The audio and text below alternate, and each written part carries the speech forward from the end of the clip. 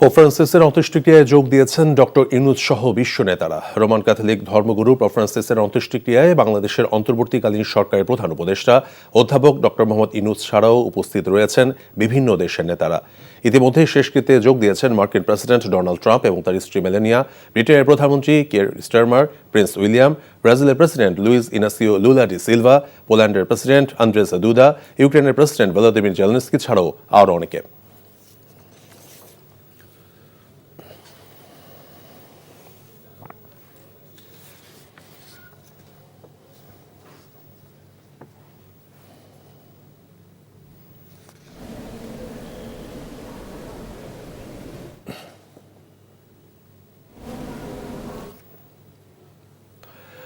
চলমান সংস্কারের সুযোগ কাজে লাগিয়ে শহীদদের রক্তের ঋণ শোধ করতে চায় সরকার এবং জাতীয় ঐক্যমত্য কমিশন, এমনটাই জানিয়েছেন জাতীয় ঐক্যমত্য কমিশনের সহসভাপতি অধ্যাপক ডক্টর আলী রিয়াজ। সংস্কার নিয়ে বাংলাদেশ জামায়াত ইসলামীর সঙ্গে জাতীয় ঐক্যমত্য কমিশনের বৈঠকে এমন মন্তব্য করেন তিনি। বলেন, ফ্যাসিবাদ বিরোধী আন্দোলনে বাংলাদেশ জামায়াত ইসলামীর অবদান স্মরণীয় হয়ে থাকবে এবং গণতান্ত্রিক প্রক্রিয়ায় জামায়াতের ভূমিকা থাকবে এমন প্রত্যাশাও জাতীয় ঐক্যমত্য কমিশনের। জামায়াতের নায়েবে আমির ডক্টর সৈয়দ আবদুল্লাহ মোহাম্মদ তাহেরের নেতৃত্বে 10 সদস্যের প্রতিনিধি দলের সঙ্গে জাতীয় সংসদ ভবনের এলডি হলে ঐক্যমত্য কমিশনের বৈঠক হয়।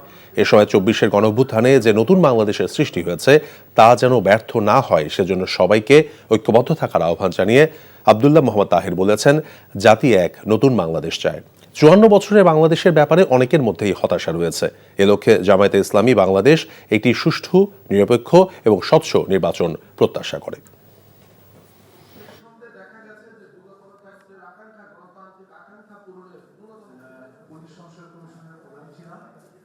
আমাদের এই সুযোগ যারা তৈরি করে দিয়েছেন, যে বীর শহীদরা, তাদের কাছে আমাদের একটি ঋণ আছে, যেন এই সুযোগ কোনো অবস্থাতে হাতছাড়া হয়ে না যায়, যেন এই সুযোগকে কেন্দ্র করে আমরা এমন এক বাংলাদেশ তৈরি করতে পারি যেখানে কোনো অবস্থাতেই কাউকে নিপীড়নের মুখে পড়তে না হয়, বিচার বা বিচার বহির্ভূত ব্যবস্থার মধ্যে যেন তাকে মোকাবেলা করতে না হয়।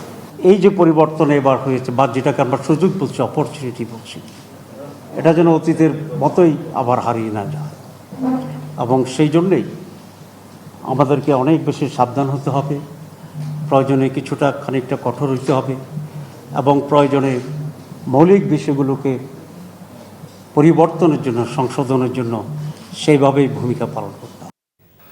লন্ডনে বিএনপি চেয়ারপারসন বেগম খালেদা জিয়া এবং তারেক রহমানের সঙ্গে নির্বাচন ইস্যুতে জামায়াতের আমিরের আলোচনা হয়েছে বলে জানিয়েছেন দলটির সেক্রেটারি জেনারেল মিয়া গোলাম পরওয়ার।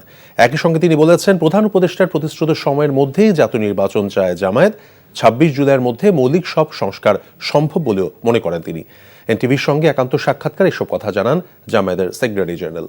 আইনি প্রক্রিয়ায় শিগগিরই দলের নিবন্ধন এবং প্রতীক ফিরে পাওয়ার ব্যাপারে আশাবাদীও তিনি। নিয়ামুল আজিজ সাদিকের রিপোর্ট। লন্ডনে বিএনপি চেয়ারপারসন বেগম খালেদা জিয়ার সঙ্গে জামায়াতের আমিরের সৌজন্য সাক্ষাৎ হলেও বিএনপির ভারপ্রাপ্ত চেয়ারম্যান তারেক রহমানের সঙ্গে নির্বাচন ইস্যুতে আলোচনা হয়েছে বলে জানিয়েছেন জামায়াতের এই শীর্ষ নেতা। তবে কি আলোচনা হয়েছে সে বিষয়ে কিছু জানাননি তিনি। 16 এপ্রিল রমজানের আগে নির্বাচনের দাবির বিষয়ে জামায়াতে ইসলামীর আমিরের বক্তব্য নিয়ে জল্পনা কল্পনা শুরু হয়েছে বিভিন্ন মহলে। আর আমাদের ভিউ হচ্ছে যে এটা রমজানের আগেই শেষ হয়ে যাওয়া দরকার। ওই জুন পর্যন্ত অপেক্ষা করলে তখন বর্ষা, ঝড়, ঝাপটা, বিভিন্ন ধরনের প্রাকৃতিক দুর্যোগ আসবে। কিছু সংস্কার শেষে জাতীয় নির্বাচন দিতে বিএনপির দাবির সঙ্গে কি তাহলে একমত দলটি? বিএনপির ভারপ্রাপ্ত চেয়ারম্যান তারেক রহমান সাহেবের বাসাতে তো উনি গেছেন, তো গেলে তো ন্যাচারালি তার সঙ্গে দেখা হয়েছে।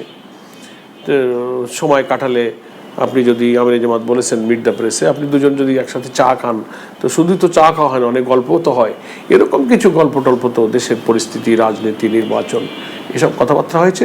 ন্যূনতম নিরপেক্ষ, অবাধ, গ্রহণযোগ্য নির্বাচনের প্রয়োজনীয় যে সংস্কারগুলো, সেটা করেই ওই সময় ইলেকশন করতে হবে। তা যদি উনি ফেব্রুয়ারিতে পারেন, মার্চে পারেন, উনি কোনো রমজানের পরে পারেন, আগে পারেন, উইদিন জুন ওনার দেওয়া ঘোষিত ডেটের মধ্যে ইলেকশনটা হতে হবে। মিয়া গোলাম পারওয়ার বলেন, দলীয় নিবন্ধন ও প্রতীক পেতে খুব বেশি সময় লাগবে না, তবে কেন্দ্রীয় নেতাদের মুক্তি এবং নিবন্ধন পাওয়ার বিষয়ে সরকার ও আদালতের পদক্ষেপে খুশি নন বলে মন্তব্য তার।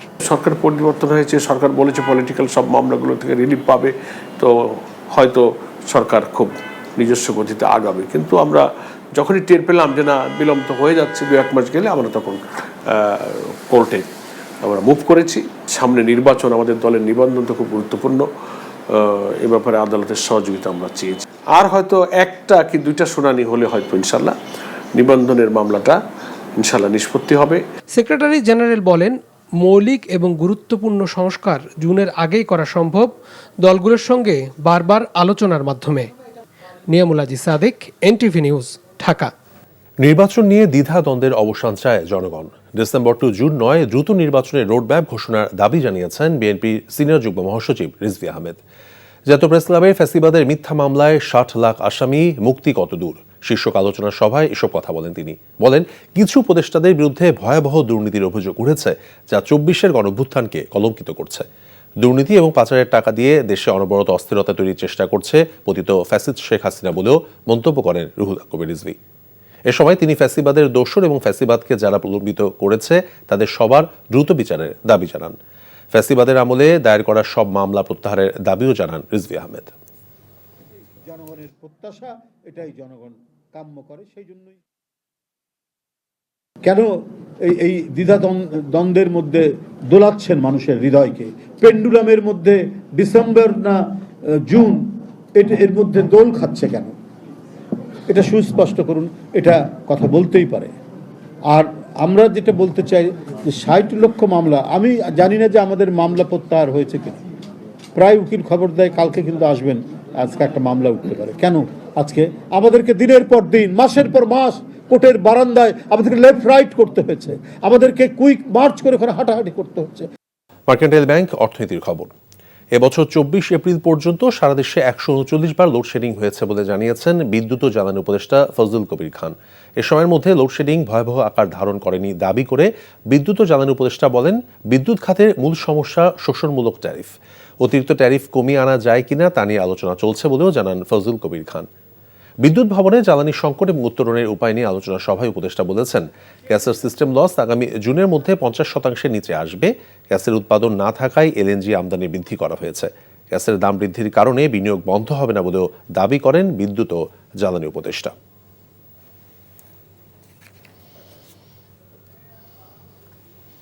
আরিয়াল বিলের বৈচিত্র্য যেন কোনো অবস্থাতেই নষ্ট না হয় সেই চেষ্টা করা হচ্ছে। অবৈধ মাটি কেটে বিক্রি বন্ধে চেকপোস্ট বসানো হবে বলে জানিয়েছেন স্বরাষ্ট্র ও কৃষি উপদেষ্টা জাহাঙ্গীর আলম চৌধুরী। বিকেলে মুন্সিগঞ্জের শ্রীনগরের শ্রীধরপুর এলাকার আরিয়াল বিলের ধান কাটা ও মারাই কার্যক্রম উদ্বোধনকালে একথা বলেন তিনি। এ সময় শিল্প উপদেষ্টা আদিলুর রহমান খান সহ স্থানীয় প্রশাসনের কর্মকর্তারা উপস্থিত ছিলেন। স্বরাষ্ট্র উপদেষ্টা বলেন, আরিয়াল বিলে অবৈধভাবে ভেকু দিয়ে মাটি কাটা বন্ধ করতে ব্যবস্থা এবং বিল ঘিরে স্থানীয় খালগুলো খননের উদ্যোগ নেওয়া হবে। কৃষকদের শাকসবজি সংরক্ষণের 2টি হিমাগারও নির্মাণের কথা জানান তিনি। আরওয়েল বিলের যেন যে একটা যে বৈচিত্র্য, এটা যেন কোনো অবস্থায় নষ্ট না হয়, এদিকে আমরা চেষ্টা করব। এই যে আপনাদের যে ছোটখাটো দিয়ে একটা সমস্যা আছে, এটা আমরা অবশ্যই সমাধান করে দেব। আর ওই যে একটা বলছেন যে একটা খালের একটু খননের দরকার আছে, ওটা করে দিব। আর আপনারা চাইছেন যে এখানে একটা পোস্ট করে দেওয়ার জন্য, ওটা আমরা করে দিব। টেকসই বেড়িবাঁধের দাবি জানিয়ে মানববন্ধন করেছে কক্সবাজারের দ্বীপ উপজেলা কুতুবদিয়ার একদল যুবক। গায়ে পিঠে বিভিন্ন স্লোগান লিখে উপজেলার আলী আকবর ডেইলি এলাকায় ভাঙা বেড়িবাঁধে এমন অভিনব প্রতিবাদ করে তারা অভিনব এই প্রতিবাদের ভিডিও ছড়িয়ে পড়লে সামাজিক যোগাযোগ মাধ্যমের বিভিন্ন প্রতিক্রিয়া দেখা যায়। আয়োজকরা জানান, প্রতি বছর বর্ষায় দ্বীপের কোনো না কোনো পয়েন্ট দিয়ে সাগরের করাল গ্রাসে দ্বীপটির বিভিন্ন অংশ বিলীন হয়ে আসছে। তারা অভিযোগ করেন, বেড়িবাঁধের আশ্বাস দিয়েও কিছুই করেনি সাবেক সংসদ সদস্য। তাই বর্তমান সরকারের কাছে টেকসই বেড়িবাঁধ নির্মাণের দাবি জানিয়েছেন তারা। আওয়ামী লীগ ভারতের একটি রাজনৈতিক দল বলে মন্তব্য করেছেন গণ অধিকার পরিষদের একাংশের সভাপতি ও ঢাকা বিশ্ববিদ্যালয়ের সাবেক ভিপি নুরুল হক নূর। বাংলাদেশ নিয়ে ভারতকে নাক না গলাতে হুঁশিয়ারি দেন তিনি। দুপুরে পঞ্চগড়ে গণসমাবেশে তিনি কথা বলেন। আওয়ামী লীগ ভারতের একটা এক্সটেনশন, গোলামি করা রাজনৈতিক দল। এই জুলাইয়ের গণঅভ্যুত্থানে শুধুমাত্র আওয়ামী ফ্যাসিবাদের পতন ঘটায় এই দেশের জনগণ, এই দেশে ভারতীয় আগ্রাসন এবং আধিপত্যবাদকে উচ্ছেদ করেছে। কাজী এই 24-এর গণঅভ্যুত্থান পরবর্তী বাংলাদেশে আওয়ামী লীগের ঠিকানা হবে না। আওয়ামী লীগ এদেশে আর রাজনীতি করতে পারবে না। বাংলাদেশের মানুষ জাতীয়তাবাদী দল বিএনপির দিকে তাকিয়ে আছে, তাই ভালো কাজের মধ্য দিয়ে মানুষের মন জয় করতে হবে বলে জানিয়েছেন বিএনপির কেন্দ্রীয় নির্বাহী কমিটির সাংগঠনিক সম্পাদক শ্যামা ওবায়েদ। ফ্যাসিবাদের দোসররা এখনও সক্রিয় আছে বলেও মন্তব্য করেন তিনি। দুপুরে ফরিদপুরের সালথা উপজেলার ঘট্টি ইউনিয়নের বড় খাটদিয়া বাজারে কুমার নদ রক্ষায় আয়োজিত এক সমাবেশে তিনি এসব কথা বলেন। গত 15 বছর সারা দেশে উন্নয়নের নামে দুর্নীতি হয়েছে, মেগা প্রজেক্টের নামে মেগা দুর্নীতি এবং হাজার হাজার কোটি টাকা পাচার হয়েছে বলেও মন্তব্য করেন তিনি। সালথা উপজেলা বিএনপির সভাপতি সিদ্দিকুর রহমান সহ বিভিন্ন পর্যায়ে নেতৃবৃন্দরা এ সময়ে উপস্থিত ছিলেন। জাহাঙ্গীরনগর বিশ্ববিদ্যালয়ে জুলাই আগস্টে হামলায় জড়িত নিষিদ্ধ ছাত্র সংগঠন ছাত্রলীগের বিচার দাবিতে বিক্ষোভ মিছিল ও সমাবেশ করেছে শাখা ছাত্রদলের নেতাকর্মীরা। সকালে বিশ্ববিদ্যালয়ের পরিবহন চত্বর থেকে বিক্ষোভ মিছিল বের করে প্রশাসনিক ভবনের সামনে গিয়ে সংক্ষিপ্ত সমাবেশে শেষ করেন তারা। এ সময় বক্তারা বলেন, জুলাই আগস্টে জাহাঙ্গীরনগর বিশ্ববিদ্যালয় সহ সারা দেশের ছাত্র জনতার ওপর সন্ত্রাসী হামলা চালায় নিষিদ্ধ ছাত্র সংগঠন ছাত্রলীগের নেতাকর্মীরা। সম্প্রতি সময়ে ছাত্রলীগের নেতাকর্মীরা প্রকাশ্যে বিশ্ববিদ্যালয় এলাকায় ঘোরাঘুরি এবং পুনর্বাসনের চেষ্টা চালাচ্ছে। তাদের বিচারের দাবিতে ছাত্রদলের পক্ষ থেকে বিক্ষোভ মিছিলের আয়োজন করা হয়। মিছিল শেষে ছাত্রদলের নেতাকর্মীরা উপাচার্য বরাবর স্মারকলিপি দেন। নওগাঁর রানীনগরে অবৈধ খাদ্যপণ্য মজুদ বিরোধী অভিযান চালিয়ে 29 মেট্রিক টন সরকারি চাল জব্দ করেছে উপজেলা প্রশাসন। উপজেলা সহকারী commissioner executive magistrate Sheikh Naushad Hasan জানান, সরকারি বিভিন্ন প্রকল্পের চাল কয়েকজন অসাধু ব্যবসায়ী কিনে দুটি গোডাউনে মজুত করে রেখেছে। এমন খবরে উপজেলার আবাদপুকুর বাজারে অভিযান চালিয়ে এসব চাল পাওয়া যায়। জব্দ করা চালগুলো উপজেলা খাদ্য গুদামে পাঠানো হয়েছে। সিলেটের সীমান্তবর্তী এলাকা থেকে প্রায় 6 কোটি টাকা মূল্যের ভারতীয় চোরাই পণ্য জব্দ করেছে বিজিবি ও সেনাবাহিনীর যৌথ দল। দুপুরে বিজিবির শ্রীপুর বিওপিতে সংবাদ সম্মেলন করে বিজিবি কর্মকর্তারা জানান, গোপন সংবাদের ভিত্তিতে অভিযান চালিয়ে এসব পণ্য জব্দ করা হয়। এ সময় ভারতীয় লেহেঙ্গা, শাড়ি, চকলেট, পান, চিনিসহ বিভিন্ন প্রসাধনী সামগ্রী পান। তবে অভিযানের খবরে পালিয়ে যায় চোরা কারবারিরা। এদিকে কুমিল্লায় বিজিবির অভিযান টের পেয়ে বিপুল পরিমাণ ভারতীয় বাজি ফেলে পালিয়েছে তারা। এ সময় ভারতীয় 2,98,000 পিস বাজি জব্দ করা হয়। বুড়িমারি থেকে ঢাকা রুটে সরাসরি আন্তনগর ট্রেন চালুর দাবিতে লালমনিরহাটের পাটগ্রামে 6ষ্ঠ দিনের মতো রেলপথ অবরোধ করেছে আন্দোলনকারীরা। দুপুরে রেল লাইনের ওপর পাথর রেখে আন্দোলন করেন তারা।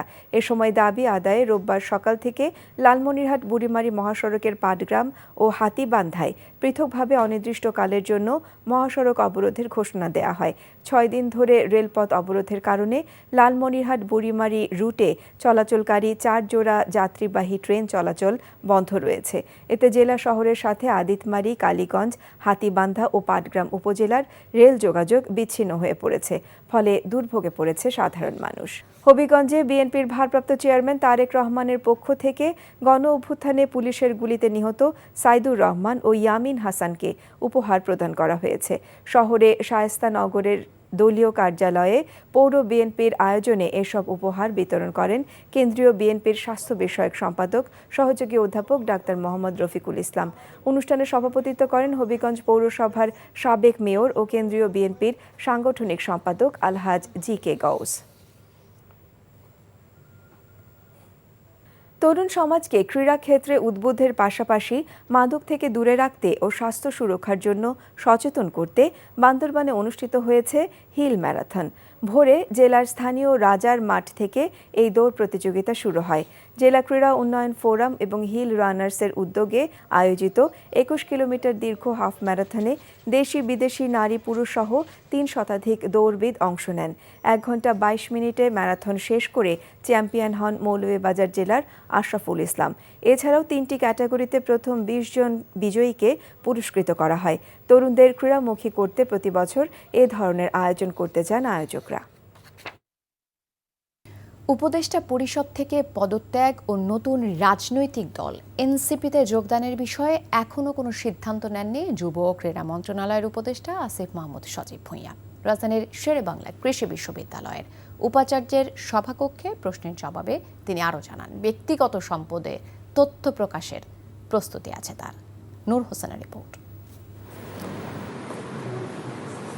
প্রায় ২০ বছর পর অনুষ্ঠিত হলো পল্লী দারিদ্র্য বিমোচন ফাউন্ডেশনের নিয়োগ পরীক্ষা। পরীক্ষার কেন্দ্র পরিদর্শন শেষে কথা বলেন যুব ও ক্রীড়া উপদেষ্টা।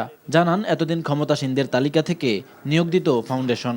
মেধাভিত্তিক নিয়োগের জায়গা থেকেই তো এই গণঅভ্যুত্থান এবং ম্যারিটোক্রেসিটাকেই সবার আগে স্থান দিতে হবে। সুতরাং রিটেন কিংবা ভাইবাতে কোথাও কোনো প্রকার অনিয়ম যেন না হয়, এটা আমাদের সর্বোচ্চ প্রায়োরিটি। এ সময় উপদেষ্টা তার সাবেক এপিএস মোয়াজ্জেম হোসেনকে নিয়ে গণমাধ্যমে প্রকাশিত সংবাদ নিয়ে প্রশ্নের জবাব দেন। বলেন, ব্যক্তিগত সম্পদের হিসেবও প্রস্তুত রেখেছেন তিনি।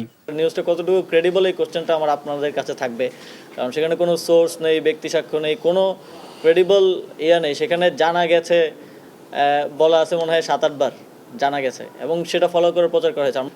বহিরাগত কোনো জায়গা থেকে এই লেখাটা দিয়ে চাপ দেওয়া হয়েছে এটা প্রচার করার জন্য। দুদককে অনুরোধ করেছি তদন্ত করার জন্য এবং ইতিমধ্যেই দুদক তদন্ত কার্যক্রম শুরু করেছে। ব্যাংক অ্যাকাউন্ট থেকে শুরু করে যে হিসাব আছে সেটাও আমি চিন্তা করেছি যে এই দায়িত্ব থেকে যাওয়ার পরে হিসাবটা দিব, কিন্তু চাইলে এখনো দিতে পারি। নতুন রাজনৈতিক দল এনসিপিতে যোগদানের বিষয়ে জানতে চান গণমাধ্যম কর্মীরা। এটা ধরে নেওয়ার কোনো কারণ নেই যে নতুন রাজনৈতিক দলেই যুক্ত হব, কারণ নতুন রাজনৈতিক দল হয়েছে। যেহেতু আমি ইয়াং জেনারেশনের একজন এবং আমাদের বয়সী যারা আছেন তারাই করেছে, তো সেখানে আগ্রহটা তো আছে। হাটবাজার ইজারা দেয়া নিয়ে উত্তর সিটি কর্পোরেশনের সিদ্ধান্ত পুনর্বিবেচনা হচ্ছে বলেও জানান আসিফ মাহমুদ। আমাদের উত্তরের প্রশাসক ওনাকে এটা পুনর্বিবেচনা করার জন্য। নূর হোসেন, এনটিভি নিউজ, ঢাকা। একই ব্যক্তি দুইবারের বেশি প্রধানমন্ত্রী হতে পারবেন না এবং সংসদ হবে দ্বিকক্ষ বিশিষ্ট। জাতীয় ঐকমত্য কমিশনের এমন প্রস্তাবনায় সম্মত জামায়াতে ইসলামী। তবে রাষ্ট্রপতির মেয়াদকাল ইস্যুতে কমিশনের প্রস্তাবে দ্বিমত জানিয়েছে দলটি। জাতীয় সংসদের এলডি হলে ঐকমত্য কমিশনের সাথে বৈঠক শেষে এসব কথা জানান জামায়াতের নায়েবে আমির ডক্টর সৈয়দ আবদুল্লাহ মোহাম্মদ তাহের। বিস্তারিত ইফতেখার রেজার রিপোর্টে। রাষ্ট্রের গুরুত্বপূর্ণ সংস্কারে রাজনৈতিক দলগুলোর সাথে ধারাবাহিক আলোচনায় শনিবার জামায়াতের সাথে বৈঠক করে জাতীয় ঐকমত্য কমিশন। দলের নায়েবে আমির ডাক্তার সৈয়দ আবদুল্লাহ মোহাম্মদ তাহেরের নেতৃত্বে 10 সদস্যের প্রতিনিধি দল বৈঠকে অংশ নেয়। বৈঠকের শুরুতে ঐকমত্য কমিশনের সহসভাপতি জানান, রাষ্ট্র সংস্কারে আলোচনা চলছে রাজনৈতিক দলগুলোর সাথে। বলেন, জুলাই অভ্যুত্থানের শহীদদের রক্তের ঋণ শোধ করার সুযোগ কাজে লাগাতে চায় কমিশন। যেন এই সুযোগ কোনো অবস্থাতে হাতছাড়া হয়ে না যায়, যেন এই সুযোগকে কেন্দ্র করে আমরা এমন এক বাংলাদেশ তৈরি করতে পারি যেখানে কোনো অবস্থাতেই কাউকে নিপীড়নের মুখে পড়তে না হয়। প্রায় 5.5 ঘন্টার বৈঠক শেষে জামায়াতের নায়েবে আমির ডাক্তার তাহের বলেন, সংখ্যানুপাতিক নির্বাচনের সুপারিশ করেছে বাংলাদেশ জামায়াতে ইসলামী। এতে নির্বাচন দুর্নীতি মুক্ত হবে। প্রধানমন্ত্রী দুইবারের বেশি একই পদে থাকতে পারবেন না। এর মানে হচ্ছে কোনো প্রধানমন্ত্রী কনজিউটিভ 10 ইয়ার্স এবং এর থাকতে পারবেন এবং এরপরে আর কন্টিনিউ করতে পারবেন না।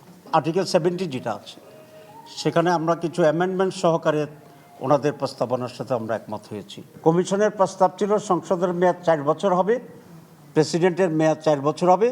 আমরা বলেছি যে এটা ঠিক হবে না, সংসদের মেয়াদ 5 বছর থাকবে এবং প্রেসিডেন্টের বয়সও মেয়াদও 5 বছর থাকবে। দ্বিকক্ষ বিশিষ্ট পার্লামেন্ট বাইক্যামেরাল পার্লামেন্টের ব্যাপারে আমরা একমত হয়েছি। এছাড়া জাতীয় ঐকমত্য কমিশন কর্তৃক সংবিধানে বহুত্ববাদ অন্তর্ভুক্তির বিষয়ে বিরোধিতা করেছে বাংলাদেশ জামায়াতে ইসলামী। তবে যেসব বিষয় এখনো ঐকমত্য হয়নি সেগুলো নিয়ে আবারও কমিশনের সাথে আলোচনা হবে বলে জানানো হয় ব্রিফিংয়ে।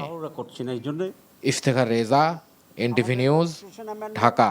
জ্বালানি সংকটে লোডশেডিং থেকে পুরোপুরি মুক্তি পাওয়া সম্ভব নয় জানিয়ে জ্বালানি উপদেষ্টা মোহাম্মদ ফাউজুল কবির খান বলেছেন, লোডশেডিং সহনীয় পর্যায়ে নামিয়ে আনার চেষ্টা থাকবে।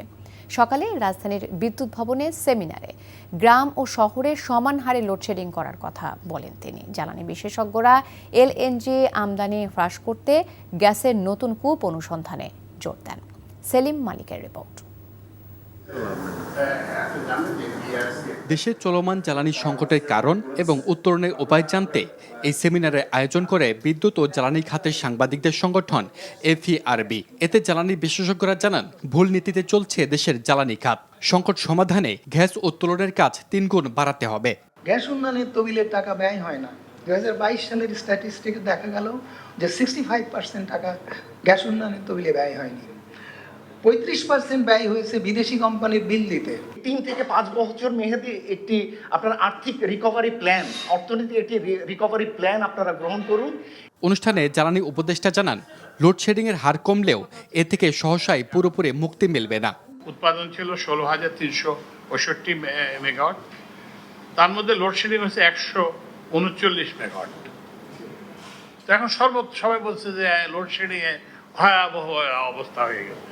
আমাদের বিদ্যুতেরা সবই খারাপ, কিন্তু এরা কিন্তু চেষ্টা করতেছে। প্রতিবেশী দেশে জ্বালানির দাম তুলনামূলক বেশি থাকায় দেশে দাম কমানো যাচ্ছে না বলেও জানান তিনি। What is the efficient pricing rule?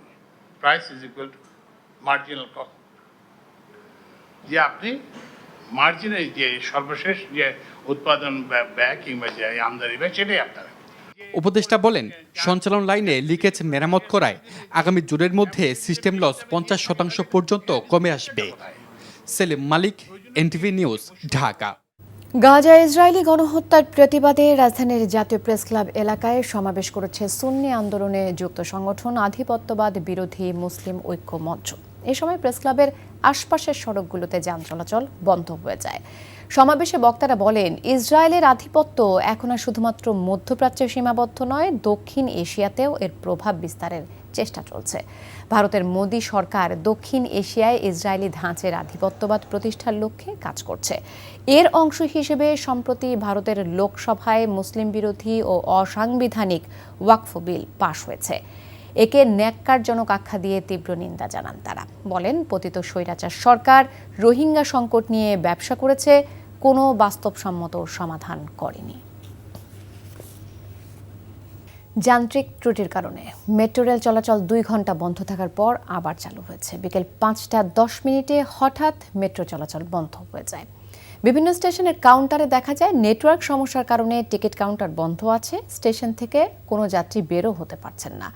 অন্য স্টেশনে যাত্রীদের প্ল্যাটফর্মে ঢুকতে দেওয়া হয়নি। এতে রাজধানীর বিভিন্ন রুটে চলাচলকারী যাত্রীদের ভোগান্তিতে পড়তে হয়। স্টেশনে দায়িত্বরত মেট্রো কর্মীরা জানান, নেটওয়ার্ক সমস্যার কারণে সাময়িক বন্ধ ছিল মেট্রো রেল চলাচল। ডিএমটিসিএল সূত্র বলছে, বিজয় সরণি সাবস্টেশন থেকে বিদ্যুৎ সরবরাহ বন্ধ হয়ে যাওয়ায় শাহবাগ থেকে শেওড়াপাড়া অংশে মেট্রো চলাচল শুরুতে বন্ধ হয়, পরে পুরো পথেই চলাচল বন্ধ হয়ে যায়। প্রতিবন্ধীদের অধিকার আদায়ের পথে এ বিষয়ে দায়িত্বপ্রাপ্ত সমাজ কল্যাণ মন্ত্রণালয়ই সবচেয়ে বড় বাধা বলে অভিযোগ করেছে ডিসেবিলিটি রাইটস ওয়াচ, DRW এবং ট্রান্সপারেন্সি ইন্টারন্যাশনাল বাংলাদেশ, TIB। প্রতিবন্ধী নাগরিকদের আইনি অধিকার সুরক্ষা নিশ্চিত ও মানবাধিকার লঙ্ঘন প্রতিরোধের দাবিতে আয়োজিত এক সংবাদ সম্মেলনে তারা এমন অভিযোগ করেন। শনিবার রাজধানীতে DRW এবং TIB যৌথভাবে এই সংবাদ সম্মেলনের আয়োজন করে। বক্তারা জানান, গত বছরের নভেম্বরে 2 তারিখ প্রতিবন্ধীদের একটি প্রতিনিধি দল প্রধান উপদেষ্টার সাথে সাক্ষাৎ করে। সেখানে তাদের দাবির প্রেক্ষিতে প্রধান উপদেষ্টা বেশ কয়েকটি নির্দেশনা দেন, কিন্তু এতদিনে সেই নির্দেশনার একটিও বাস্তবায়ন হয়নি বলে জানান তারা। সরকারের বিষয়ভিত্তিক 47টি মন্ত্রণালয় ও বিভাগ থাকলেও প্রতিবন্ধীদের বিভিন্ন বিষয় নিয়ে শুধুমাত্র সমাজ কল্যাণ মন্ত্রণালয়ই কাজ করে উল্লেখ করে তারা বলেন, শিক্ষা বা ক্রীড়ার মতো কাজও সমাজ কল্যাণ মন্ত্রণালয়ের মাধ্যমে বাস্তবায়ন করা হাস্যকর। হুট করেই থামছে না বিসিবি সভাপতিকে ঘিরে ওঠা বিতর্ক। আর্থিক লেনদেন বিষয়ক অনিয়মের তথ্য ছড়িয়ে পড়লে এ বিষয়ে বিজ্ঞপ্তিতে বিসিবি বলেছে, টেন্ডার ও পারচেজ কমিটির চেয়ারম্যান মাহবুবুল আনামের স্বাক্ষরে লেনদেন হয়ে থাকে। তবে তিনি এ বিষয়ে গণমাধ্যমকে জানান, আগে থেকেই উচ্চ পর্যায়ের সিদ্ধান্ত না থাকলে তারা কোনো নথিতে স্বাক্ষর করেন না। নিলয় মজুমদার জানাচ্ছেন বিস্তারিত। থামছে না বিসিবিকে নিয়ে গড়ে ওঠা বিতর্ক। এক বিজ্ঞপ্তির মাধ্যমে অর্থের নিরাপত্তা নিশ্চিতে ঝুঁকিপূর্ণ ব্যাংকগুলো থেকে টাকা স্থানান্তর করা হয়েছে বলে জানানো হয় বোর্ডের পক্ষ থেকে। এই বিষয়ে বিবৃতিতে বলা হয়, বিসিবি সভাপতি নন, পার্টনার ব্যাংকগুলোর সঙ্গে বিসিবি আর্থিক বিষয়ক লেনদেনে ফিন্যান্স কমিটির চেয়ারম্যান ফাহিম সিনহা এবং টেন্ডার ও পারচেজ কমিটির চেয়ারম্যান মাহবুবুল আনাম স্বাক্ষর দিয়ে থাকেন। তবে বিবৃতিতে এমনটা বলা হলেও বোর্ড পরিচালক মাহবুব আনাম জানান ভিন্ন কথা। সেই সময় যেই কমিটির দায়িত্বে যিনি ছিলেন সেই সিদ্ধান্তগুলো সেখান থেকে এসছে। কিছু ক্ষেত্রে বোর্ড নিয়েছে, কিছু ক্ষেত্রে যে যার দায়িত্বে ছিল সে নিয়েছে। যে আমরা সই করার আগে সিদ্ধান্ত নেই না, সিদ্ধান্ত নেওয়া হয়ে আসলেই আমরা সই করি, সেই সিদ্ধান্ত আমাদের ছিল না। বিসিবির আর্থিক লেনদেন বিষয়ে কোনো ধরনের অনিয়ম হয়েছে কিনা তা খতিয়ে দেখার কথা জানিয়েছেন যুব ও ক্রীড়া উপদেষ্টা। বিসিবির অভ্যন্তরীণ যেই আসলে প্রসেস বা যেই নিয়ম সেটা কোনোভাবে ভঙ্গ করা হয়েছে কিনা সেটা আমরা দেখব। বিসিবিতে তো একজন ফাইন্যান্স ডিরেক্টর আছেন, এই ক্ষেত্রে ফাইন্যান্স ডিরেক্টরের মতামত নেওয়া হয়েছে কিনা বা তার অ্যাপ্রুভাল ছিল কিনা, সেখানে কোনো প্রকার স্বেচ্ছাচারিতা হয়েছে কিনা সেটা আমরা দেখব। তবে সূত্র মতে জানুয়ারির আগে স্বাক্ষর দেওয়ার এখতিয়ার মাহবুবুল আনাম ও ফাহিম সিনহার ছিল না, তা ছিল সভাপতি ফারুক আহমেদের হাতেই। উল্লেখ্য যে লেনদেনগুলো সংগঠিত হয়েছিল জানুয়ারির আগে। Niloy Majumdar, NTV news, Dhaka.